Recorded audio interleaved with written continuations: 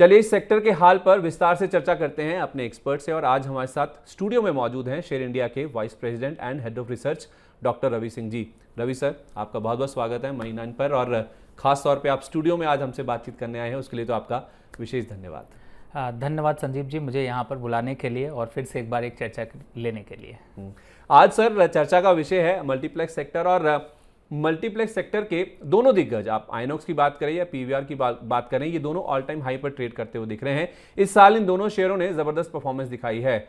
आप इसकी वजह क्या समझते हैं? जिस तरह से दोनों शेयरों ने लगातार एक तरफा चाल दिखाई है, उसके पीछे क्या वजह है?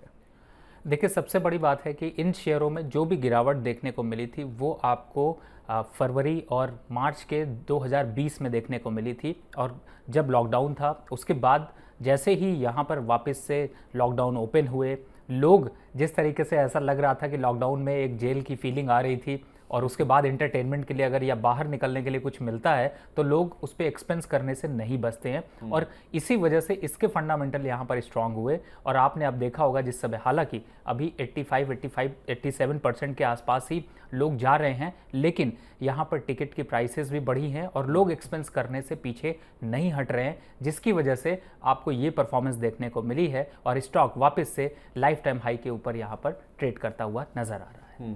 अच्छा सर, हमने देखा था कि मार्च में इस सेक्टर में जो रिकवरी है वो शुरू हुई थी, जो कि वित्त वर्ष 2023 की पहली जो तिमाही है, जो जून तिमाही खत्म हुई है, उसमें भी कहीं ना कहीं जारी रहती हुई दिखी। क्या आपको लगता है कि ये सेक्टर बुरे दौर से निकल चुका है, यानी कि जो सेक्टर है, is it out of the woods? देखिए, फंडामेंटल के हिसाब से अगर चर्चा करते हैं तो लगभग एक कंपनी जो है वो 8,000 करोड़ के आसपास की, दूसरी कंपनी 4,000 करोड़ की है। पीवीआर की मैं बात कर रहा हूँ या आइनॉक्स की बात कर रहे हैं। और ये एक इंडिकेशन देते हैं जो जिस तरीके से इन्होंने फंडामेंटली एबिटा में इंक्रीज देखने को मिला, सेल्स में इंक्रीज देखने को मिला, प्रॉफिटेबिलिटी रेशियो यहाँ पर बढ़ता हुआ नजर आया। तो अब ये कहीं ना कहीं से आगे की 6 महीने और 8 महीने की अगर चर्चा यहाँ पर करते हैं तो स्टॉक में वो ग्रोथ अभी बनी रहेगी। और अभी जिस हिसाब से यहाँ पर बॉलीवुड, टॉलीवुड और कॉलीवुड का मोमेंटम जारी है, वो कहीं ना कहीं से फंडामेंटल सपोर्ट देगा। और अप साइड में ये स्टॉक यहाँ से 20 से 22% की रैली और दिखा सकते हैं। ये बात तो हुई फंडामेंटल की। अब टेक्निकल पे जिस तरीके से 52 वीक हाई चलने के बाद लोग कहते हैं कि अपसाइड की रैली बनती है, तो उस रैली पे भी जाते हैं तो 20 से 22% बहुत इजीली ये स्टॉक अचीव कर सकते हैं। तो आपके पोर्टफोलियो में हो या ना हो, स्टॉक को तो चलना है। ठीक है, तो 20 से 22% की रैली और पीवीआर के स्टॉक में देखने को मिल सकती है। स्टॉक आप ऑलरेडी देखें ऑल टाइम हाई पर हैं, और टेक्निकल्स भी इंडिकेट कर रहे हैं, फंडामेंटल भी ये दर्शा रहे हैं कि स्टॉक में और अपसाइड की गुंजाइश यहाँ पे बचती हुई नजर आ रही है। अच्छा, एक चीज़ और है सर कि मार्च के बाद की जो रिकवरी है उसमें एक चीज़ जो अच्छी हुई है वो ये है कि पहले के विपरीत अपनी दक्षिण भारत की या फिर रीजनल जो फिल्म्स हैं, उसके साथ साथ इंग्लिश मूवीज़ को लेकर भी टिकट खिड़की पर हमने देखा है कि जो भीड़ है वो जुट रही है, जो कि एक अच्छा इंडिकेटर है। केवल बॉलीवुड मूवीज़ के ऊपर डिपेंडेंसी के मुकाबले पूरे सेक्टर के लिए ये जो चेंज हो रहा है, आप उसे कैसे देख रहे हैं? देखिए, इस चेंज को संदीप जी आप ऐसे समझ सकते हैं।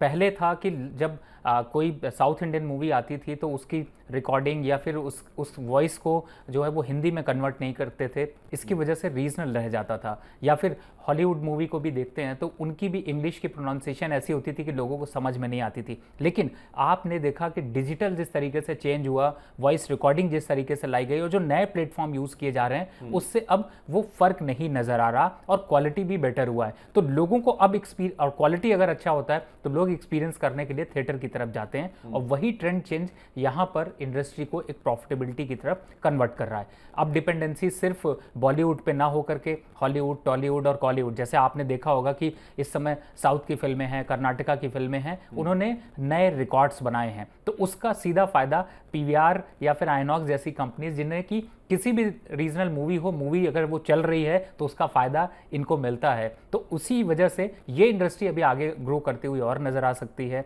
और इस समय अगर वैल्यूएशन के हिसाब से भी यहाँ पर अंदाजा लगाते हैं तो जैसे मैंने बताया कि 20 से 22% तक का अपसाइड का मूव देखने को मिल सकता है। और आगे का जो ट्रेंड है और जिस तरीके से यहाँ पर यूज़ बढ़े हैं या फिर लोगों का एक्सपेंस करने की क्षमता यहाँ पर बढ़ी है, वो ये दिखाती है कि इंडस्ट्री आगे और अच्छे से यहाँ पर ग्रो कर सकती है।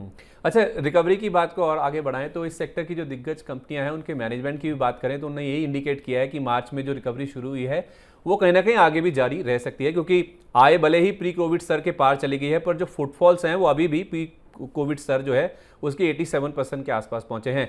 क्या आप इस बात से इत्तेफाक रखते हैं सर, खासकर अगले 6 महीने की मूवी पाइपलाइन को देखते हुए, कि ये जो रिकवरी है वो आगे भी जारी रहेगी?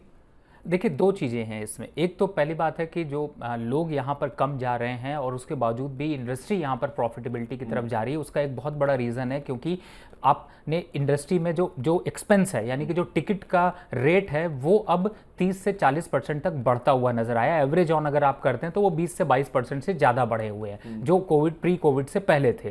पहले टिकट आपको सस्ती मिलती थी, अब जो है वो महंगी मिल रही हैं। दूसरी तरफ है, इसकी वजह से एक जो गैप था वो गैप फिल होता हुआ नजर आया। अब कम लोगों के जाने के बावजूद भी प्रॉफिटेबिलिटी रेशियो उतना ही बना हुआ है। दूसरी तरफ है, जब आगे लॉकडाउन ओपन होंगे, जैसे बहुत सी स्टेट्स में अभी भी समस्याएं हैं जिसकी वजह से इतनी एक्सपेंसिव यूज़ से लोग नहीं बाहर निकल रहे हैं, तो अब अगर वो चीज़ें सुधरती हुई नजर आएंगी तो इंडस्ट्री के लिए पॉजिटिव है। और दूसरा, और भी कंट्रीज़ जिस तरीके से अभी मूवीज़ को रिलीज़ करने से थोड़ा बच रही, वो मूवीज़ जब डोमेस्टिक लेवल पर इंडिया में रिलीज़ होंगी तो उससे भी फाइनेंशियल और वैल्यूएशंस यहाँ पर अच्छे होंगे और अच्छी ग्रोथ यहाँ पर देखने को मिलेगी। ठीक है, सिनेरियो अच्छा नज़र आ रहा है, यहाँ पे ग्रोथ के जो चांसेस हैं अभी भी नज़र आते हैं, क्योंकि रिकवरी आगे भी काफ़ी स्ट्रॉन्ग देखने को मिल सकती है। लेकिन पीवीआर आइनॉक्स जैसी कंपनियों की आय, औसत ticket price, food and beverages पर जो खर्च है, ये सारे जो फैक्टर्स हैं वो प्री कोविड स्तर के पार निकल गए हैं, पर इन कंपनियों के शेयर भी लाइफ टाइम हाई पर पहुंच गए हैं। आपको नहीं लगता सर कि जो वैल्यूएशंस हैं वो थोड़े से स्ट्रेस्ड हो गए हैं? जिस तरह का मूव इन्होंने दिखाया है, 60% की रिटर्न तो इसी साल आ गए इन शेयरों में। देखिए संदीप जी, दो चीज़ें हैं। एक तो पहली बात है, प्री कोविड जब कोविड का समय था तो उस टाइम पे पूरी तरह से कंपनियां 4 क्वार्टर तक जो है वो जो पूरी तरह से नेगेटिव जोन में दिखाई दे रही थी, या फिर वो वैल्यूएशंस नहीं निकल के आ रहे थे। लेकिन जब ये वापस से स्टार्ट हुआ तो अब जो नंबर्स निकल के आ रहे हैं उसकी एक्सपेक्टेशन में जाते हैं, तो प्रॉफिटेबिलिटी रेशियो बहुत तेजी से रिकवर किया जा सकता है। और इसी वजह से वॉलेटिलिटी यहाँ पर इंक्रीज हुई है और लोगों का इन्वेस्टमेंट बढ़ा है, जिसकी वजह से आपको थोड़े से हायर साइड प्राइसेस यहाँ पर देखने को मिल रही हैं। तो मैं ये नहीं कह रहा कि यहाँ से प्राइसेस करेक्ट नहीं होंगी, लेकिन आपको इन्वेस्टमेंट करना है और इन्वेस्टमेंट सही समय पे सही लेके निकलना है। तो अगर स्टॉक से स्पेसिफिक यहां पर जाते हैं तो मुझे लगता है कि आप अगर इन्वेस्टमेंट स्ट्रैटेजी बना रहे हैं तो करंट लेवल पे आप 50% की खरीदारी कर सकते हैं, स्ट्रैटेजी बना सकते हैं। और अगर यहां से 8 से 10% का करेक्शन मिलता है तो बाकी 50% आप निवेश करके साल के रिटर्न के हिसाब से जाते हैं, तो आपको 20-22% सेफ रिटर्न यहां पर मिल रहे हैं और इंडस्ट्री पे भरोसा जताया जा सकता है। तो आप इस तरीके की स्ट्रैटेजी अगर बनाते हैं तो आप स्टॉक अपवर्ड हो या डाउनवर्ड हो, आप प्रॉफिटेबिलिटी में यहां पर बने रहेंगे। ठीक है, तो 50% पैसा आप चाहें तो अभी लगा सकते हैं, या तो फिर थोड़ा सा डाउनसाइड मिले 5 से 8-10% का, तो आप बाकी रकम भी इसमें निवेश कर सकते हैं। सर, टारगेट्स क्या लेके चलने हैं? अगर आप कह रहे हैं कि शेयर लाइफ टाइम हाई पर है, उसके बावजूद भी यहाँ से अपसाइड की गुंजाइश नज़र आती है, तो क्या पीवीआर आइनॉक्स जैसे शेयरों में अगर कोई निवेशित रहता है या नया निवेश भी करता है, उसमें क्या फिर टारगेट्स बनते हुए दिखेंगे? और एक और सवाल ये है कि पीवीआर आइनॉक्स के अलावा क्या कोई एक ऑप्शन और भी है इस पूरे स्पेस में? अगर ये स्पेस पूरा बहुत अच्छे से रिकवर कर रहा है, ग्रोथ की संभावनाएं बहुत अच्छी है, आउटलुक बहुत स्ट्रांग है जैसे आप पेंट कर रहे हैं, तो उस लिहाज से क्या पीवीआर आइनॉक्स के अलावा भी कोई ऑप्शन है जो आपके जहन में है जो चुना जा सकता है? देखिए, यहाँ पर मैं संदीप जी क्लियर कट पहले तो पीवीआर और आइनॉक्स के टारगेट की बात करते हैं। देखिए, इस समय 20-22% यानी 2150 और 2200 के पास स्टॉक चल रहा है पीवीआर का, और अगर यहाँ से लेवल्स की बात करें तो अप साइड में एक बार 2600 यानी 2600 तक के लेवल आपको नज़र आ सकते हैं। तो इन्वेस्टमेंट के लिहाज से काफ़ी अच्छा है। अब थोड़ा बहुत अगर करेक्शन 2000-1800 के पास मिलता है तो वो आपके लिए बहुत अच्छा है। दूसरा है आइनॉक्स की, यहाँ पर बात करें तो वो अभी 595 और 600 के बीच चल रहा है। अप साइड में 750 और 800 का दमखम यहाँ से रखता है। दूसरी बात है कि ओवरऑल अब चूंकि इन्वेस्टमेंट्स, अब इन कंपनीज में इन्वेस्टमेंट भी बढ़ रहे हैं और नए थिएटर भी ओपन हो रहे हैं, तो उसका फायदा भी आगे आने वाले समय में मिलेगा और इसकी वजह से ये स्टॉक्स यहाँ पर अच्छे परफॉर्म कर सकते हैं। अब दूसरा आपका क्वेश्चन था कि कुछ और स्टॉक्स में यहाँ पर निवेश कर सकते हैं। देखिए, इनडायरेक्टली आपके पास कई ऑप्शंस हैं, जो डिजिटल मीडिया कंपनीज हैं उनमें जो प्रोग्राम्स को बनाती हैं, मूवीज़ को बनाती हैं, आप उनमें निवेश कर सकते हैं। लेकिन आज आपने चर्चा सिर्फ मल्टीप्लेक्स स्टॉक्स पे रखी है, तो मुझे लगता है कि आज की जो निवेश की रणनीति है वो इन्हीं 2 स्टॉक्स पे फोकस करें तो ज़्यादा अच्छी।